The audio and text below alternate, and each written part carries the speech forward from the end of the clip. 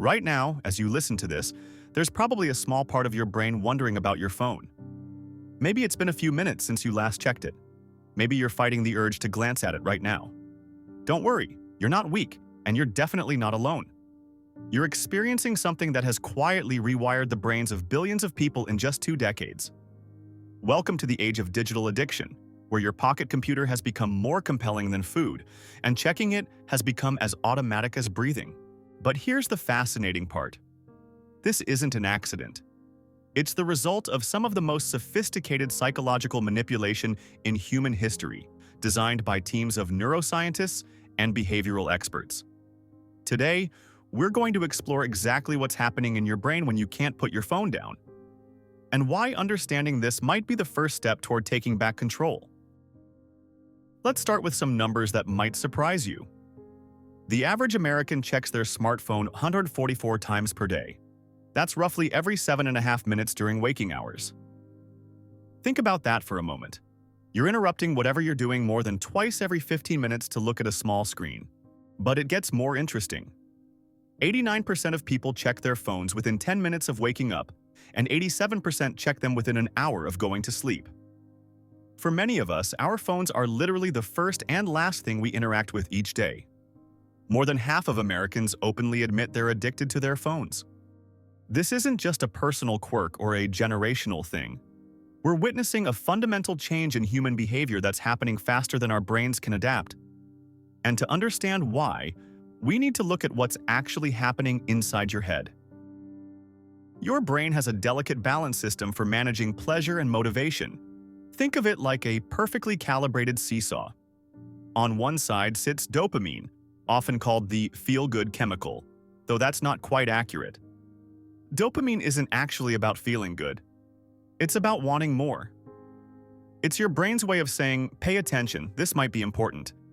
Every time you get a notification, see a red badge, or discover something new on your phone, your brain releases a small hit of dopamine. This feels rewarding, so you want to do it again. But here's where things get problematic. Your brain's seesaw system is designed to maintain balance.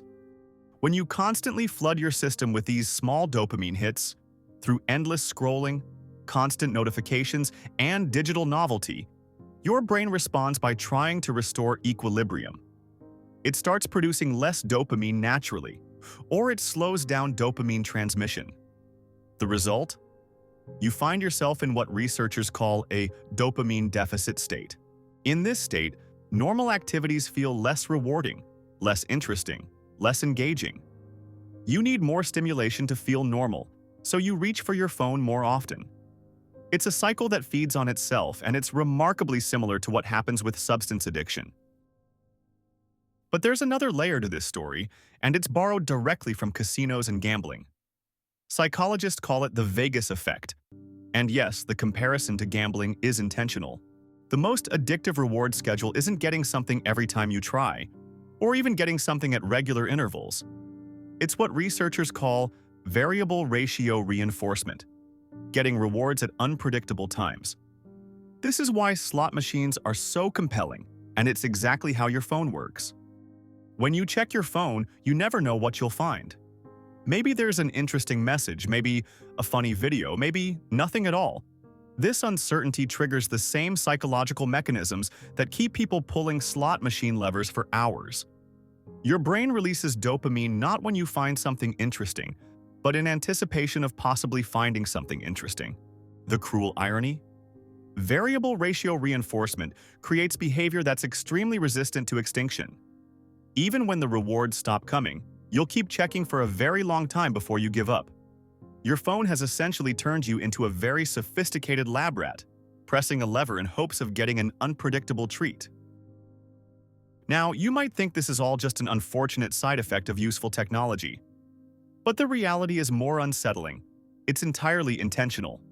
Major tech companies, including Twitter, Facebook, Snapchat, Amazon, Apple, and Microsoft, employ teams of psychologists and behavioral scientists specifically to make their products more addictive. They use something called persuasive design, which follows a simple formula: motivation plus ability plus triggers equals behavior change. They give you motivation by tapping into your social needs and fears.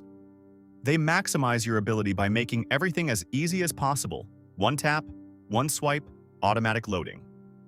And they provide triggers, notifications, badges, streaks, autoplay videos, and intermittent rewards. Twitter deliberately delays notifications sometimes, not because of technical problems, but because unpredictable timing is more addictive. Facebook saves up notifications and delivers them on schedules designed to maximize the likelihood you'll return to the app. These aren't bugs, they're features. So what does all this mean for your actual brain?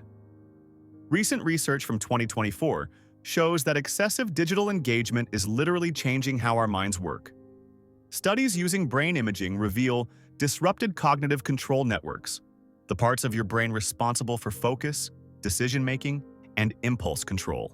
People with digital addiction show increased impulsivity, reduced ability to concentrate, and problems with decision-making. Their brains struggle to focus on single tasks because they've become accustomed to constant stimulation and task switching. Sleep quality suffers, memory consolidation becomes impaired, and even basic daily tasks can feel cognitively demanding.